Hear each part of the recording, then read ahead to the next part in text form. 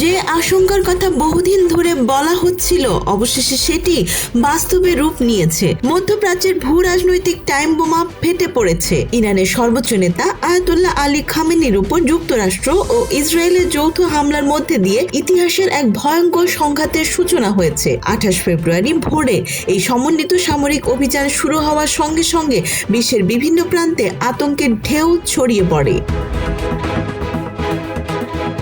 ইরানও নিস্তব্ধ থেকে যায়নি। তেহরান থেকে শুরু করে মধ্যপ্রাচ্যের বিভিন্ন অঞ্চলে এমনকি ইসরায়েল এবং উপসাগরীয় দেশগুলোর মার্কিন সামরিক ঘাঁটিতে ইরান পাল্টা ক্ষেপণাস্ত্র হামলা চালাচ্ছে। সবচেয়ে গুরুত্বপূর্ণ খবর হলো ইরান আনুষ্ঠানিকভাবে হরমুজ প্রণালী বন্ধ ঘোষণা করেছে, যা বিশ্বের জ্বালানি সরবরাহের জন্য অত্যন্ত গুরুত্বপূর্ণ।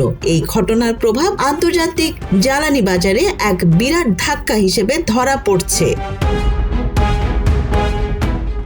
বিশেষজ্ঞরা এই পরিস্থিতিকে তৃতীয় বিশ্বযুদ্ধের পূর্বাভাস হিসেবে উল্লেখ করছেন। তবে আধুনিক যুদ্ধে শুধু গোলাগুলি বা বোমা বর্ষণ নয়, এটি অর্থনীতি এবং জ্বালানি সরবরাহ চেইনেও মারাত্মক প্রভাব ফেলে। বাংলাদেশের মতো ভঙ্গুর অর্থনীতির দেশগুলো এই প্রভাবের সবচেয়ে বড় শিকার হতে পারে।